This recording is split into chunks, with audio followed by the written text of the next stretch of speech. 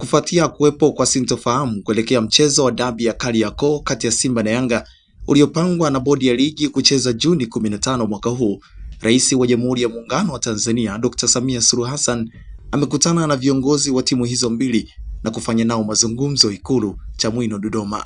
Ikumbukwe kuwa siku moja imesalia kufikia siku ya mchezo, huku timu ya Yanga ikiwa na msimamo wake wa kutokucheza mechi iwapo hoja 4 zilizowasilishwa kwa bodi ya ligi hazitofanyiwa kazi, huku Simba wakitoa msimamo wao ya kuwa wako tayari kwa ajili ya mechi ya Juni 15 mwaka huu, lakini usipofanyika mchezo huo hawatakuwa tayari kushiriki mchezo mwingine namba 184.